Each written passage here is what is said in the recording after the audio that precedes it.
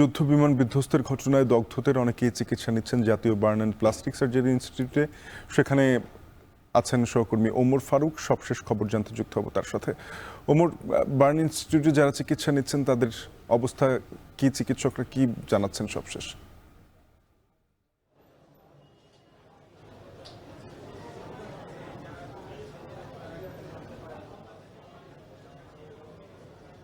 শাফিন, আজকে সকালে 8:30টার দিকে প্রধান উপদেষ্টার স্বাস্থ্য বিষয়ক সহকারী এখানে এসেছিলেন এবং আমাদেরকে যেমনটি তথ্য দিয়েছেন যে আসলে আজকে বার্ন ইনস্টিটিউটে 42 জন চিকিৎসাধীন রয়েছে। উত্তরা মাইলস্টোন কলেজে যে বিমান বিধ্বস্তের ঘটনায় এই বার্ন ইনস্টিটিউটে মোট 42 জন চিকিৎসাধীন রয়েছে। এছাড়াও ঢাকার আরও অন্যান্য মেডিকেলগুলোতে আরও চিকিৎসাধীন রয়েছে। টোটাল অর্থাৎ আজকে এই মুহূর্তে চিকিৎসাধীন রয়েছে টোটাল 48 জন। এছাড়াও আমরা আসলে যেই সকালে যে সংবাদ সম্মেলনে আমাদেরকে জানানো হয়েছে যে এই মুহূর্তে চিকিৎসাধীন মৃতের সংখ্যা আমাদেরকে জানিয়েছে যে মোট 27 জন মৃত্যুবরণ করেছেন, যাদের মধ্যে অধিকাংশই কিন্তু শিশু এবং যাদের বয়স 10 থেকে 14-র মধ্যে। এবং আমাদেরকে যেটি বলছেন যে 10 জনের লাশ 6 জনের লাশ শনাক্ত করা যায়নি এবং তাদের ডিএনএ টেস্টের মাধ্যমে তাদের লাশগুলো শনাক্ত করা হবে। এছাড়াও হাসপাতাল কর্তৃপক্ষ আমাদেরকে যেমনটি জানিয়েছেন যে ন্যাশনাল বার্ন ইনস্টিটিউটে আইসিইউতে রয়েছে 5 জন, যাদের 3 জন কিন্তু ভেন্টিলেশনে আছে। এছাড়াও পাশেই ঢাকা মেডিকেল কলেজ, সেখানেও কিন্তু 2 জন আইসিইউতে রয়েছে। আমাদেরকে এছাড়াও হাসপাতাল কর্তৃপক্ষ থেকে আমাদেরকে জানানো হয়েছে যে এই পর্যন্ত মোট 20 জনের লাশ হস্তান্তর করা হয়েছে, যাদের মধ্যে এই বার্ন ইনস্টিটিউট থেকে 10 জনের লাশ হস্তান্তর করা হয়েছে, সিএমএস থেকে 8 জনের, এছাড়াও ঢাকা মেডিকেল এবং ইউনাইটেড মেডিকেল থেকেও কিন্তু লাশগুলো হস্তান্তর করা হয়েছে। দর্শক, এই মুহূর্তে আমি দেখতে পাচ্ছি যে আসলে এই হাসপাতালের সার্বিক নিরাপত্তা বিঘ্নিত যাতে না করে সেই জন্য কিন্তু পর্যাপ্ত নিরাপত্তা ব্যবস্থা রয়েছে।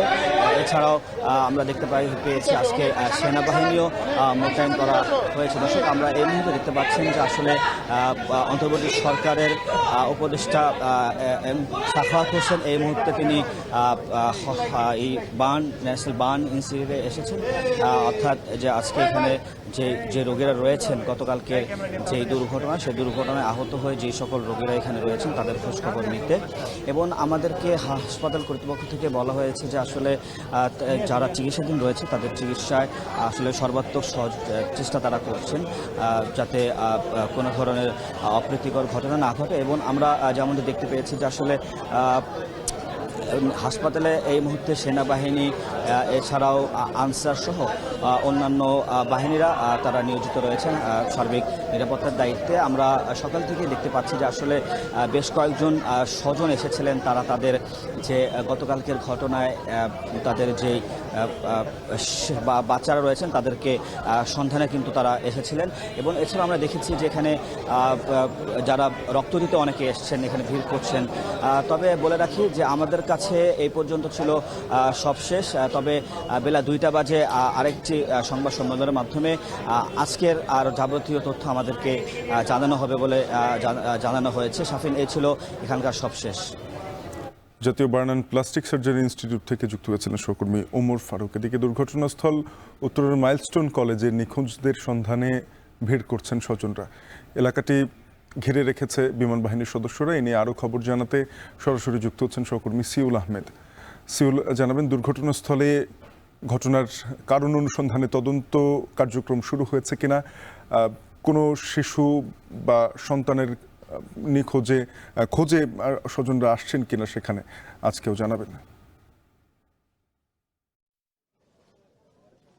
শাফিন, ঠিক এই মুহূর্তে আমি আছি গতকাল যেখানে ঘটনাটি ঘটেছে ঠিক তার কয়েক ফুট বাহিরে, মানে যেখানে আসলে ডু নট ক্রস লেখা আছে, কর্ডন করা এরিয়া আছে। তবে আপনি যেটি প্রথম প্রশ্ন করেছিলেন সেটি হচ্ছে যে এইখানে আসলে এটি আসলে একটি দর্শনার্থী স্থান হয়ে গেছে। এখানে বাইরের সকলেই এখানে আসছেন, সেই জায়গাটি দেখছেন এবং এখানে ভিড় করছেন। আইন শৃঙ্খলা বাহিনী অনেকবার চেষ্টা করেছেন এদেরকে সরিয়ে দিতে, বাট কিন্তু যেটা দেখা যাচ্ছে যে বাইরে থেকে আসলে সকলেই এখানে ভিতরে প্রবেশ করছেন। এই যে জায়গাটি কর্ডন করা রয়েছে সেখানে দেখছেন, মোবাইলে ভিডিও করছেন অথবা কেউ ভিডিও কলে আরেকজনকে দেখাচ্ছেন। এই পরিস্থিতি আসলে এই জায়গাটিতে চলছে এবং যেটি বলছেন যে আসলে তদন্ত কার্যক্রম তো গতকাল থেকে চলছিল, সেটি আজকে অব্যাহত আছে। সিআইডি এখানে আছেন, পুলিশ আছে, বিমান বাহিনীর সদস্যরা আছেন যারা আসলে এখানে কাজ করছেন। তবে যে কথাটি বলছিলেন আসলে স্বজনদের ভিড় সেরকম আসলে আমরা খুব একটা দেখিনি।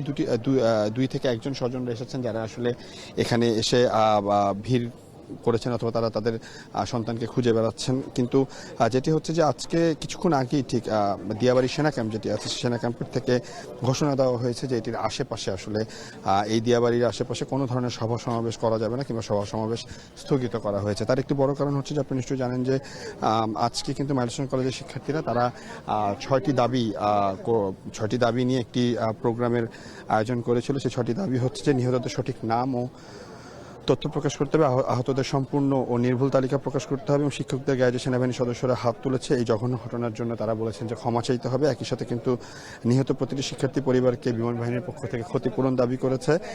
বিমান বাহিনীর ব্যবহৃত ঝুঁকিপূর্ণ পুরাতন প্লেনগুলো বাতিল করে আধুনিক প্লেন আনার একটি দাবি তারা করেছে এবং বিমান বাহিনীর প্রশিক্ষণ পদ্ধতি ও প্রশিক্ষণ কেন্দ্র পরিবর্তন করে আরও নিরাপদ ও মানবিক হওয়ারও কিন্তু কথা বলেছেন। অর্থাৎ এই 6টি দাবি কিন্তু করা হয়েছে এই মাইলস্টোন কলেজে যারা শিক্ষার্থী রয়েছেন তাদের পক্ষ থেকে। তো তাদের একটি 9টা বাজে প্রোগ্রাম ছিল, যে প্রোগ্রামটি আসলে তারা বলছিলেন যে এই প্রোগ্রামটি আজকে ঠিক 9টা বাজে হওয়ার কথা ছিল মাইলস্টোন কলেজের বাইরে, অর্থাৎ হচ্ছে দিয়াবাড়ি যে মেট্রো রেল স্টেশনের ডিপো আছে সেই ডিপোর বাইরে এই প্রোগ্রামটি হওয়ার কথা ছিল। তবে এই প্রোগ্রামটি কিন্তু এখন তারা ক্যান্সেল করেছেন। তারা বলেছেন এই প্রোগ্রামটি 11টা বাজে হবে, কারণ এর মাঝেই কিন্তু দিয়াবাড়ি সেনা ক্যাম্প থেকে জানানো হয়েছে যে এই দিয়াবাড়ির আশেপাশে যে কোনো ধরনের সভা সমাবেশ সবকিছু কিন্তু স্থগিত করেছে। শাফিন, এই ছিল আমার কাছে মাইলস্টোন কলেজের যে দুর্ঘটনা ঘটেছে গতকাল সেটির থেকে সর্বশেষ তথ্য। দুর্ঘটনাস্থল মাইলস্টোন কলেজ থেকে যুক্ত হয়েছিলেন সহকর্মী সিউল আহমেদ।